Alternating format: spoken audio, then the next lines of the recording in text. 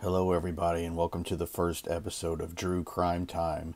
This series will explore different true crime cases and missing persons cases. My name is Drew Beeson. I'm the author of Sighting In on the Zodiac Killer, Paratrooper of Fortune, The Story of Ted B. Braden, and Out of Bounds, What Happened to the Yuba County Five. In this first episode, I wanted to talk about the case of Brian Shaffer. Brian Shaffer was a 27-year-old medical school student at Ohio State when he went missing in 2006. I'm going to read a quick background into this case that I wrote and then follow that up with a very deep dive into the different theories, rumors, and speculation about what may have happened to Brian on the evening that he went missing. Sometime around 9 p.m. on the evening of Friday, March 31st, 2006, Brian Shaffer, a 27-year-old student at Ohio State University of Medicine in Columbus, Ohio, met up with his friend Clint Florence for a night of bar hopping. That day marked the beginning of spring break, and both men were looking to let off some steam after long weeks of studying for medical exams. The two friends started out for their pub crawl at a popular local bar not far from the university campus called the Ugly Tuna Saloona. The bar was on the second level of an entertainment retail complex in the area called the South Campus Gateway, which was a blend of apartments, offices, and dozens of restaurants and bars. While at the Ugly Tuna, each man had a shot of alcohol. Then they decided to make their way to some other nearby bars where they would repeat their pattern of drinking one shot of alcohol at each bar they visited. At some point just after midnight, Brian and Clint met up with one of Clint's friends, Meredith Reed, in a trendy area called the Short North, just north of downtown Columbus. From there, Meredith took the guys in her car back to where they started the night at the Ugly Tuna Saloona, where she joined them for one last round of drinks. As the 2 a.m. closing time was approaching at the bar, Brian became separated from Clint and Meredith. Clint and Meredith did a quick search for Brian, but could not find him. As the bar patrons began to empty out, Clint and Meredith decided to also leave and wait for Brian outside the main entry to the entertainment complex on the first floor. As some time went by, and there was still no sign of Brian among the now last few patrons leaving the bar, Clint and Meredith called Brian on his cell phone, which he failed to answer. At this point, Clint and Meredith just assumed that Brian had left the bar earlier than they did and simply went back to his apartment a few blocks away without letting them know. Later that same Saturday, Brian's girlfriend, Alexis Wagner, who was also a medical student at Ohio State, was attempting to reach him on his cell phone. Brian was not answering. Alexis had left the college the Friday before to go to see her family in Toledo, Ohio. She kept trying to call Brian until late that night, and when he still failed to answer, Alexis contacted Brian's father, Randy. Randy and Alexis then both started attempting to call Brian on his cell phone for the remainder of the weekend, with no success in reaching him. When Brian failed to show up at the airport the following Monday for a long-planned trip to Miami with Meredith, the Columbus police were called, and Brian was officially reported as missing.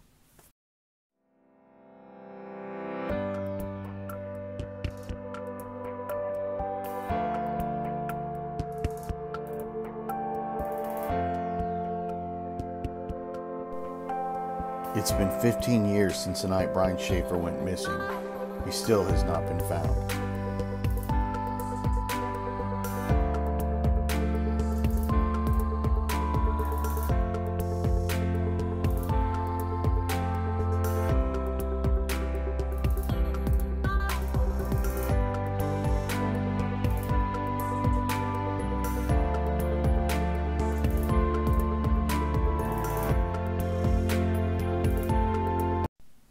So that is a short version of what happened when Brian Shaffer went missing. And I wanted to mention real quick that when I speak about Alexis coming back to Columbus while she was in Toledo, she probably came back that Sunday. I'm just surmising that because she probably wasn't completely panicked on that Saturday and probably came back Sunday and then checked Brian's apartment. Of course, she had a key to it. So I'm pretty confident that she did check his apartment, which nothing was out of place, by the way. I've also seen a few accounts where Brian's father also went over to his apartment that Sunday following the Saturday that Brian went missing. So all his medical books were there. Nothing was disturbed, and it was, it looked like Brian had never been back to his apartment. So I just wanted to say that for sure. But it really wasn't until He failed to show up to the airport that Monday to meet Alexis at the airport to go to Miami for that long planned trip that they did report him missing. So, some quick background on Brian was that he grew up in Pickering, Ohio, and that's a suburb of Columbus. He was the eldest of two sons of Randy and Renee Shaffer. Brian's younger brother's name was Derek. Brian went to Ohio State for his undergraduate degree and eventually graduated with a degree in microbiology. On March 6, 2006, just 3 weeks before he went missing, Brian's mother died of a rare blood cancer in a hospital in Columbus. Brian was very close to his mother, so he was said to have just been devastated by the loss of his mother, although he did appear to be handling it well. It had been reported that Brian was so distraught on the day of his mother's funeral that he showed up an hour late to it. It was said that Brian was also never very close to his younger brother Derek until their mother became ill, and going through that entire process, including through her death, that brought the two brothers closer together. Brian had always said that he wanted to become a doctor because his mother was in the medical field and that he wanted to make her proud. In high school, Brian was in a band and had a longtime girlfriend. One time he was on the tennis team and the coach wanted him to cut his long hair and Brian refused to and dropped off at the team. Brian's father was also an inspiration to him, especially for his love of music, as his father had a music degree and played the saxophone very well. He would always play at churches and local events, and he was always a crowd pleaser. And it was never a secret to what Brian's favorite band was. It was Pearl Jam, and Brian was very proud of his Pearl Jam Stickman tattoo that was on his upper right arm. Just 2.5 years after Brian's disappearance, on September 14, 2008, tragedy again would strike the Shaffer family when Brian's father, Randy, was killed in a freak windstorm accident when a tree branch fell on him, killing him. Randy was tireless in the search for his son Brian up until his death. Randy, along with his younger son Derek, as well as some volunteers, would spend countless hours searching the Olentangy River for Brian's body, with no success.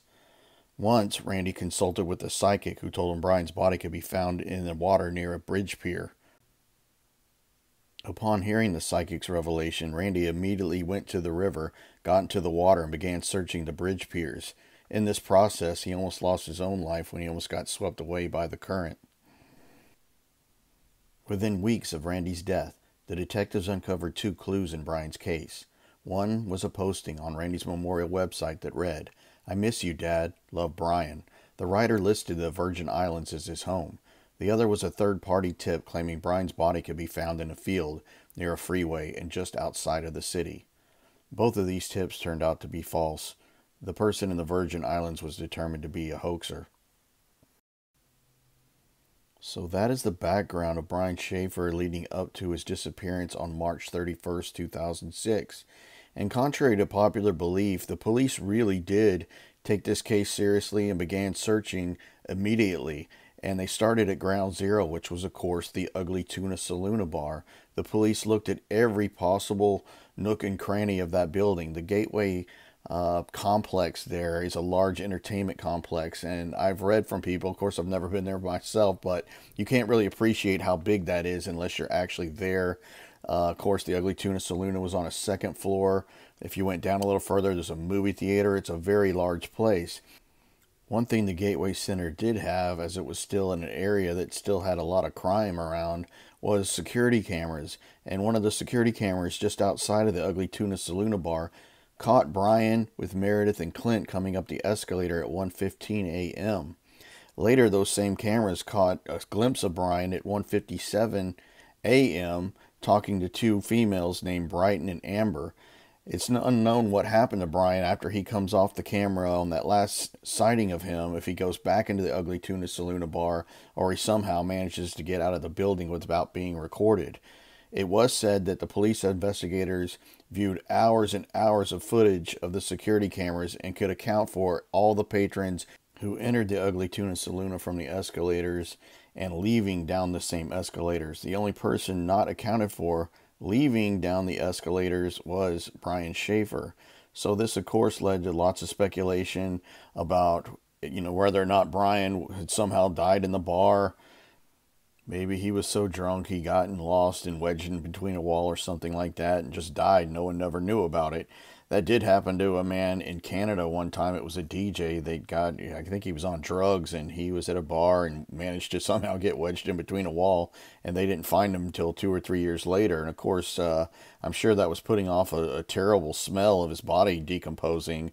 But the explanation for that was the particular bar the DJ got lost in smelled so bad that no one could really even pick up the smell of his decaying body. So I don't think that was the case with the Ugly Tuna Saloona. It may have been called the Ugly Tuna, but I don't think it smelled like ugly tuna. So I really don't think that's what happened to Brian Shaffer. I do not think that he is still somewhere wedged in a wall somewhere in that bar, or lost in the construction site that was going on. I think the whole back half of the Gateway building was under construction at the time. It was going under, another transformation as that area was really starting to get more valuable as far as the real estate goes.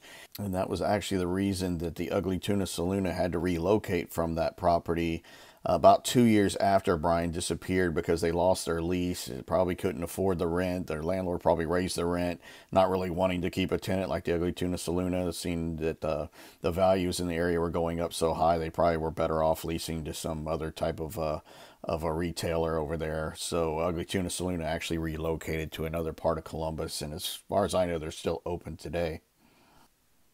So since Brian was not caught on camera leaving the Ugly Tuna Saloona that night, many speculate that he exited through a construction site exit that I'm showing here. This is one that I've seen. Now, this is very confusing, this whole layout, and I'm told even if you have been to this bar during that time, it was a really confusing layout. But if you see in this picture, and this isn't a split screen, if you look at the floor, it's one continuous shot. You see that arrow going to where it says entrance to the construction site.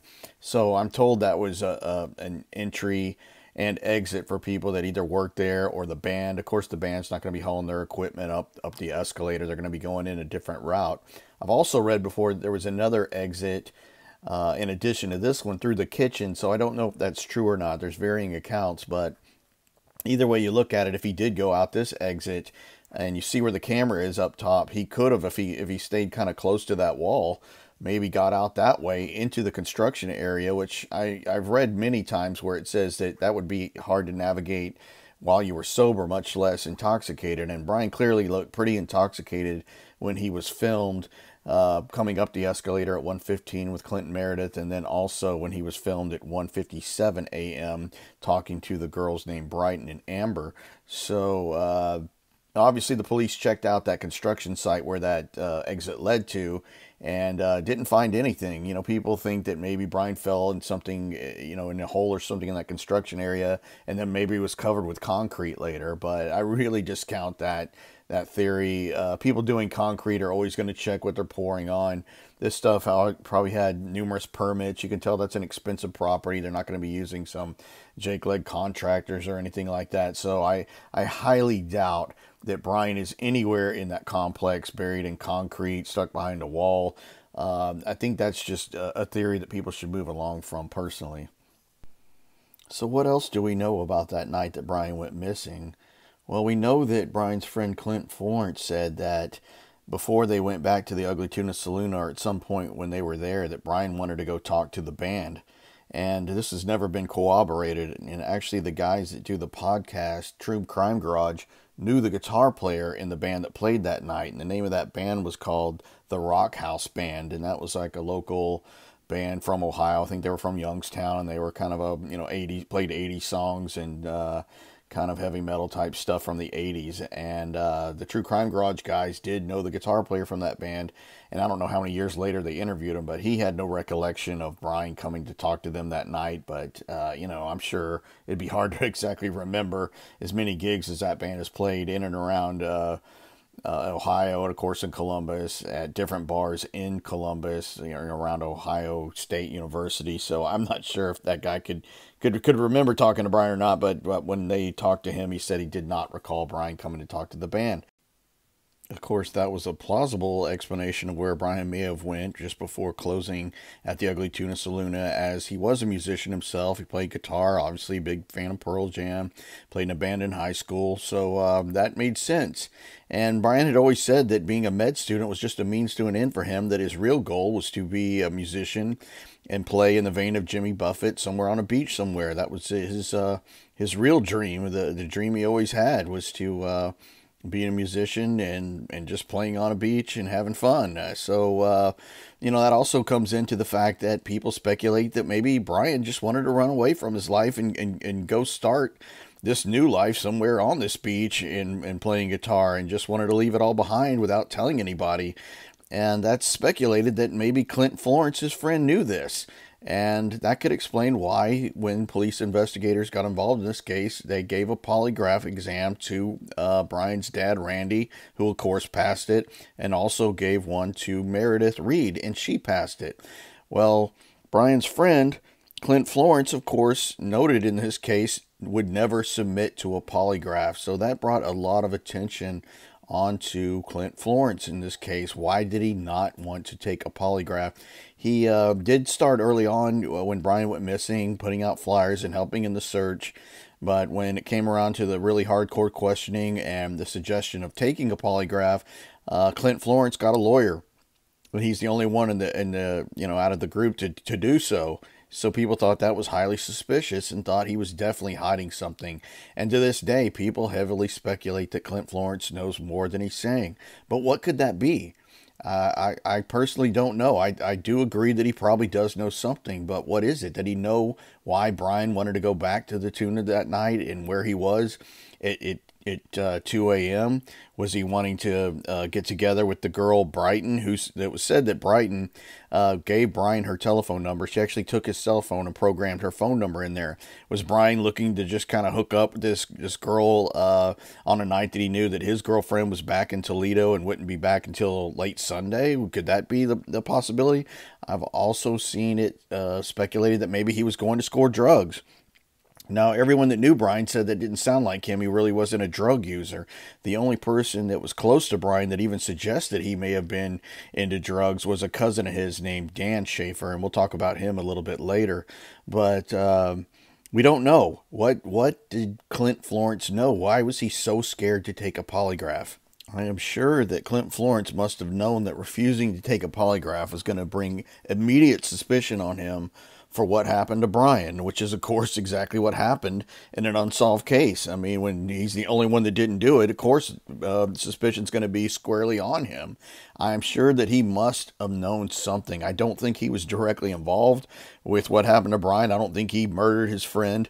Of course, you can never say that for sure. I just don't think that's the case. I just think he knew something else that could have possibly had nothing to do with what happened to Brian, but he was afraid during questioning something they were doing that he didn't want to get out there may come up, like possibly drug use, drug dealing. I heard that speculated on the internet about Clint Florence, that maybe they were involved in drugs. But, that's all hearsay. There's nothing to really prove that. Of course, med students like that were definitely known to occasionally use cocaine to stay awake and be alert while they were studying for these difficult tests. So that's not very uncommon. So it's possible there was some kind of drug deal gone bad. Maybe Brian went to score, late at night at 2 a.m. and Clint knew he was going to try to do that and thought it was a bad idea. And Brian just kind of got, bullheaded about it and just set off to go do it. So, it's also speculated that for either that reason or another reason, maybe Brian trying to get together with Brighton or something, they thought Clint might be upset that he might go cheat on his girlfriend Alexis. So, and he speculate that Brian was trying to lose those two that night. That's why he didn't leave the bar with them. And maybe he intentionally took a different exit to avoid them because he knew they'd be waiting for him downstairs when the bar emptied out. That's a definite possibility. And I kind of subscribe to that. I think for some reason, Brian did want to evade Meredith and Clint when at closing time at the Ugly Tuna Saloon, either to go find that other girl or to go score drugs or do something else that we just don't know about. But going back to Clint Florence, it really makes no sense that he would avoid the polygraph, knowing that would provide some comfort to Brian's dad and Brian's brother. Brian's brother just did not understand why Clint Florence wasn't more forthcoming about what happened that night. And he truly believes, even to this day, that Clint Florence knows more than he was saying. Randy Shaffer believed that Clint Florence knew more than he was saying. And during one of the searches, he got in a verbal altercation with Clint Florence because he knew more and did not understand why he lawyered up so quick and refused to take a polygraph. And they were desperate for answers. So why wouldn't Clint Florence want to provide them that relief? Even if he failed the test, he could just say, well, they're not admissible in court, or tell his attorney, I'll only answer these sets of questions like, were you responsible for the death of your friend? I mean, maybe just do a really strict list if he was afraid of something coming out like drug use and being worried about that hurting his future career. That could be a possibility. I don't know why a friend like that would not want to provide that comfort and, not just that, but get the attention off of himself, get the suspicion off of himself. The guy still lives under this suspicion. This is a really popular case. Why would he not want to just take the chance that he passes that test and then he gets to move on with his life, without ever having any of that suspicion on him? Would he not, accept wanting to do a polygraph just because he had knowledge that Brian had cheated on his girlfriend and he didn't want Alexis to get her feelings hurt by that, or just simple drug use of cocaine? Maybe, like I said, to maybe use it just to stay up for medical exams. Would he be afraid if his parents found out about that? If Clint's parents found out that he was into drugs, would it be that devastating to let his friend's father and brother go on to this day believing he knew something about Brian Shaffer's disappearance? I don't know. It's really complicated. I know a lot of people say, well, that's what a lawyer would advise you to do. Well, that's what when Clint Florence got his lawyer, he did advise him not to submit to a polygraph. But from what I know, Florence had already said that he wasn't going to do it before he got the lawyer. So I'm pretty sure he had made up his mind that he was not going to submit to that test. So sticking with the Clint Florence angle just a little bit longer, he's tough because he seems like the kind of guy that would lawyer up and refuse a polygraph test. I mean, he might be a narcissist. I don't know that much about him. I've read where he's had a strange marriage. I don't know if that's true or not. I think the individual that said that did live in the area where Clint Florence lived at the time. I don't know what that means, a strange marriage. I know that Clint Florence is married to a female, but when you hear that, you might think maybe they're swingers or something. I don't really know. I hate to speculate there because I don't know, and I don't even know what the person that said that based that on actual knowledge of Clint Florence's marriage. But I can tell you that Clint was a really smart guy, and this comes from his current resume, and it says, motivated, enthusiastic, and results-oriented science and technology manager with over 10 years of microbiology, cellular, molecular immunology, vaccine research and development, biological defense research, and program management experience in conceptualizing, initiation, planning, and management of government research programs with multi-million-dollar budgets, experience in understanding, interpreting, and communicating complex research projects to stakeholders, as well as experience in integrating the results into the overall goal of an organization. Demonstrated abilities in biochemistry, microbiology, and immunoanalysis include technical leadership in infectious diseases. So that's just part of his current resume that I was able to get on William Clint Florence. Obviously, his first name was William. He went by his middle name, Clint. Smart guy. I mean, he could have been involved with some of this COVID vaccine stuff. If going over what I just read, he's actually a vaccine researcher, and he's a microbiologist actually. So very, very intelligent guy. I just don't see a guy with this level of intelligence being involved directly in a murder, but maybe there was something that he was afraid would come out in that polygraph that could mess up his future. The guy like that, he was extremely motivated. That's why he did go on to be a really successful guy, by the looks of what he's doing in his career. So highly, possible that he just didn't want anything coming out that would make him look bad. Maybe I don't know, homosexual activity or drugs or just any myriad of things that he didn't want to come out if he was questioned in Brian's disappearance.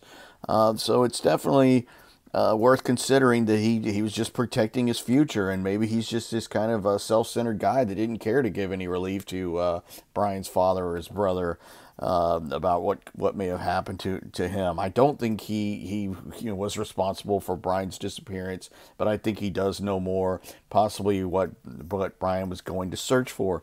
And this also brought me to someone's comment that I read online about Clint Florence. He says, and I think this person's name was Joseph Dale, they put here, and if this was a year-old comment on a website, it says, I've done a lot of research on this case myself. One thing that I find extremely odd is that they specifically went to the bar near closing time to see the band. And this person says, first of all, no band playing at the UTS would be worth getting a ride all the way there to see. Second of all, by that time the band would be wrapping up, so I believe they literally went to meet the band for something. Secondly, Clint did lie to the police. Brian was house sitting for a professor. He planned on having a party thereafter, and then in quotes, at least inviting some people over. Clint did go to the professor's house after the UTS. He told the police that he went to Brian's and waited there for 6 hours originally. After they caught him in that lie, he lawyered up. Now, that is really interesting if that's true. I do know that Brian was friends with a professor there at the medical school, and I believe that Brian's girlfriend alluded to that, and possibly who a couple of his students were. They might have been Brighton and Amber, I can't remember. But I'd also had read an account where there was going to be a party back at Brian's apartment and not at the professor's house, but it looks like there was going to be a party sometime that night after 2 a.m. when the bars closed. So it is really interesting to me if it's true that Clint Florence said that he went and waited at Brian's apartment for 6 hours, because that would definitely be bad on him if he got caught in a lie so early on. And then if so, why? Why would he have made that up? It would have been easier just to say he went home, and just assuming Brian went home on his own and slept it off. I mean, why would he go over to Brian's house unless he, intended to? Or maybe the party was supposed to be at Brian's house, but I think it was supposed to be over at Brian's apartment, rather that, multiple people would have come forward saying, yeah, they showed up and Brian wasn't there. Obviously, it's his apartment. He would have been there for his own party. So maybe if Clint did go to the party at the professor's house, and, Brian didn't show up, no one would have thought much about it. They would have just thought he went home to his own apartment and slept it off. So, interesting if that comment is true. I don't know. But it wouldn't look good for Clint Florence at all. So, the speculation is going to hang over this guy forever in this case, because he never took that polygraph. At some point, his lawyer, I think it wasn't even too long ago, came forward and tried to indicate that they think that the possibility exists that Brian is still alive out there. Maybe he just decided to walk away from his life, and that's what some people think, that maybe Clint Florence knew that.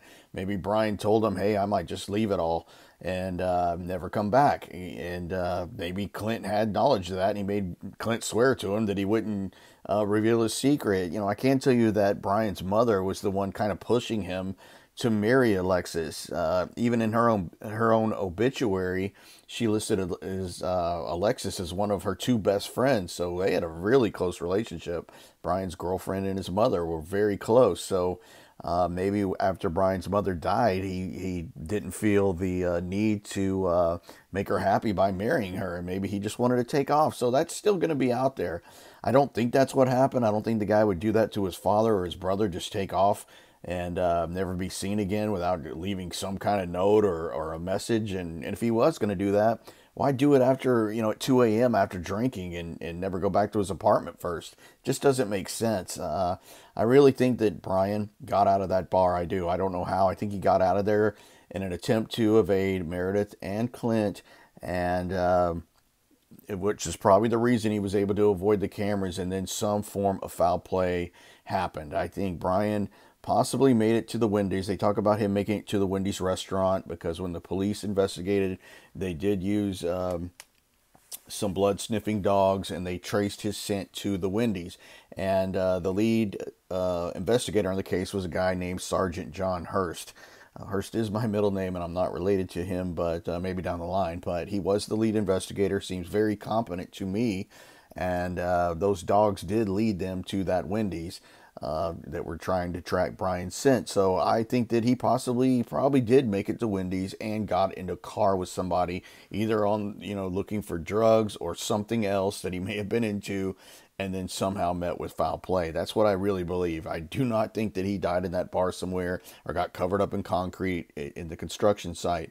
I think he tried to make it home, got caught over to the Wendy's looking for something, and got in a car with somebody. And then whatever happened to him, he was probably killed somewhere away from campus, pretty far out. And, whoever got rid of his body was just undetectable. They just made sure it would never be found. The police did search all the abandoned houses in the area, did a grid search. I heard it was very, very organized and professional. They talked to everyone around. Did you see him? They, of course, checked the security cameras at the Wendy's.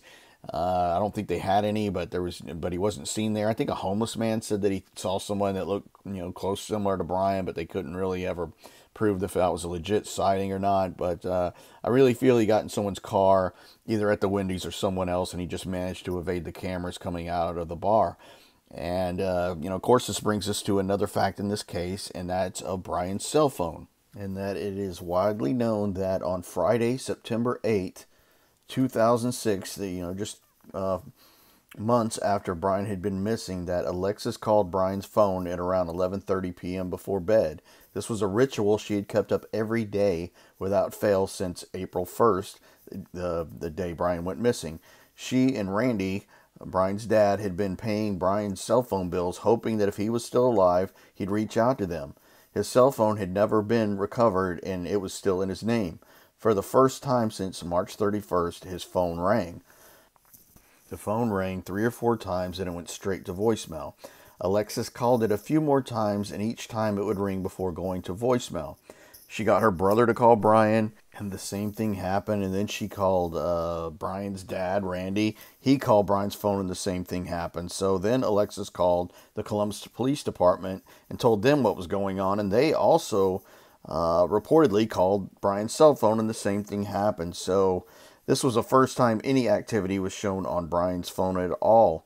The last call went out sometime between 3 and 5 a.m. Then when someone called it again at 8 a.m. on that Saturday, it wasn't ringing anymore. However, the next day on September 10th, it rang all day. That was a Sunday at around 8 a.m. And it says the phone glitch was not a one-off thing. It rang on and off for that Friday night, stopped Saturday, then rang all day on that final Sunday. Aside from this, over the weekend, it never rang again. And the phone company, as I said earlier, Singular, did dismiss it as just a glitch. So we don't really know. The phone did ping off a tower in Hilliard, Ohio. And that's a suburb about 14 miles northwest of Columbus. So did someone abduct Brian, take his cell phone, and then somehow powered it back up or turned it back on September 8th of 2006? We don't know, but it's very interesting. And to me, it doesn't sound like a glitch, even though it was researched intensely. I think Singular just had no other explanation for it, but it did ping off a tower in Hilliard, as I said. So I don't know. I think that should have been looked into a little more thoroughly, but even pinging off a tower, you can't just go look at every house in that area. There's probably way too many. It was probably still a pretty dense area. So who knows? But it's interesting that phone was called every day, and then all of a sudden it starts ringing. So I don't know. I think there's more there that should have been looked into. Another theory that comes up quite a bit with the disappearance of Brian Shaffer is that it's somehow connected to what's known as the smiley face murder theory. And this is a theory that was developed by 2 New York City detectives and a criminal justice professor who alleged that a lot of young men who are found murdered in bodies of water are somehow part of a larger group of serial killers, or in smaller instances, a single serial killer that's finding these young men after they leave bars at night and somehow lure them somewhere, kill them, and dispose of their bodies in a body of water. And this theory is pretty popular. It's never been proven to be true, but it has a lot of hallmarks of what happened to Brian Shaffer. He's at a bar one night, and then all of a sudden he goes missing, and he's near, of course, plenty of different bodies of water, including a river that wasn't too far away from the Ugly Tuna Saloona. So I don't know. It could be connected to some of these strange things. And the reason they call it the smiley face murders is that when some of these bodies are found, they'll find a smiley face either graffitied on a bridge or nearby. And this is kind of the hallmark of these either set of serial killers or this singular serial killer that could be responsible for these individual murders. And there have been some that are attributed to the smiley face murders around Columbus, Ohio. And one of those cases is the case of Joey LaBute. Joey went missing on March 5th, 2016, after going to a bar in the Short North area of Columbus, Ohio, with his cousin and his cousin's boyfriend. Joey was sitting at a table with him and simply went up to the bar and was never seen again. Just 3 weeks after he disappeared, Joey's body was found in the Scioto River in Columbus. When his body was found on March 31st, it seemed to raise more questions than it answered. For starters, the body was found in an area that had already been repeatedly searched. What's more, the cause of death wasn't drowning. His autopsy showed no water in his lungs. Cause of death is undetermined, but the manner of death has been ruled a homicide.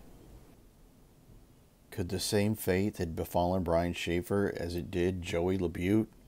We'll never know, but the similarities are striking, especially the fact that Joey was in the Short North area of Columbus, and that's the same area Brian was before they ended their night at the Ugly Tuna Saloona.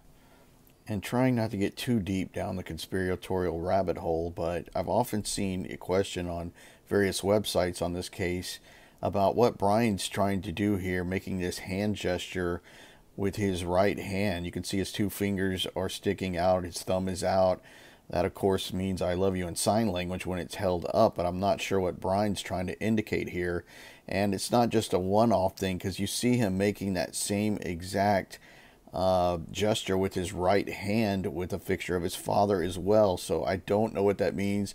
I've seen it speculated. I've heard that maybe that's for the band, the Rock House Band, and I found that that's not true. You know, in heavy metal, you just kind of do the what they called kind of the devil horns, where your thumb is in and you're just showing your two fingers out, like kind of like goat horns. But I don't know what Brian's trying to do with that hand signal there, but I think it does mean something. I've seen a picture of Brian by himself doing that same hand gesture. So if anyone knows what that means, definitely contact me, because I'm curious. I've seen that kicked around so much. So I wanted to mention something else that I read from a 2019 interview, and it was a statement given by Brian's first cousin, Dan, and that he described Brian, and this is in his words, as dark and secretive. And that really caught my attention. It's like, what did Brian know? And I've seen other hints at this, that Brian had some secrets. And, his cousin was pretty adamant that, that not only Brian, was dark and secretive, but he also made the statement that he would not have been surprised if Brian had some kind of drug problem that factored into his disappearance. I can tell you that most people that knew Brian at the time, and I think Alexis stated as well, that she never knew Brian to have a drug problem that she knew of. And I think that's the only person that ever stated that Brian may be into drugs was his cousin Dan. And there was also a statement from Don Corbett, that was the private detective hired by Brian's father, who said he refuted that about the drug problem. He said he insisted that there was no way Brian had a drug problem. And but he did go on to say that Brian certainly had secrets that he kept from other people close to him.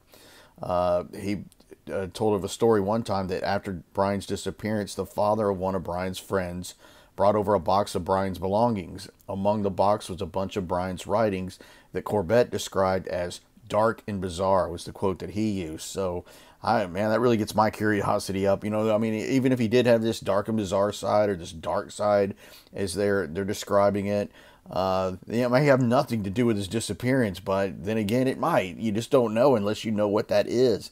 I'm just getting into this case, really. I'm going to dig into it a lot deeper. There's going to be a part 2 to this. I know a lot more now that I haven't even put into this video, that I'm still corroborating. I mean, one of those things I can tell you for sure is there was no conspiracy behind the death of Brian's father. He was killed in a windstorm when the branch fell. He was going outside to get a generator because he thought he'd be without power. So I don't think there's anything sinister going on there. A lot of people thought he was getting close to the truth or not. I can't tell you. He did think that one person was responsible, and we don't even need to mention who that is. But that's true.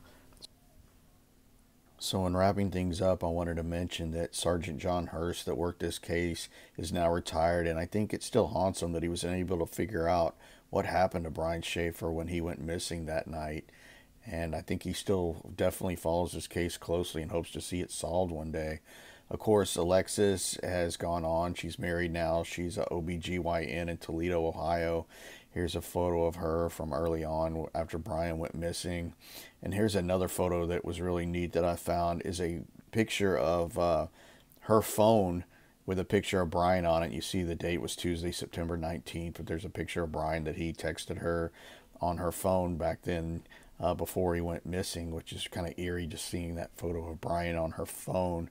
And here is a photograph of Alexis and her new husband. I think he was a contractor at her mother's house in Toledo, and her mom kind of played matchmaker with her, meeting her current husband or husband that came after her relationship with Brian. She has 2 young boys now. And there's a picture of Brian's brother Derek holding that photograph of Brian, his mother, and himself. And that is just, that's heartbreaking right there. I can't even imagine what that must feel like. I think he really definitely deserves some answers, and so does everybody that ever knew Brian. And it's just a sad, sad, tragic case. I hope it's solved one day and we figure out what happened to Brian Shaffer. This is an age progression photo of Brian Shaffer showing how he may look today if he's still out there alive and well. And if he is, I hope that someone finds out about it or Brian decides to come forward and let his brother know that he's all right.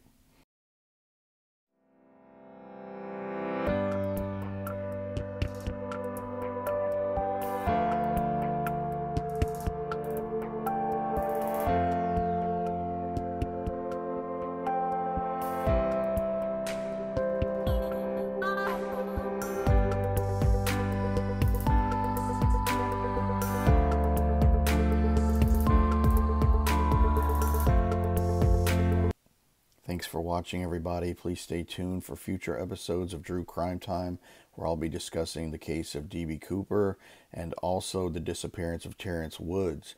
Please look for my books on Amazon.com or my website, drewbeesonbooks.com.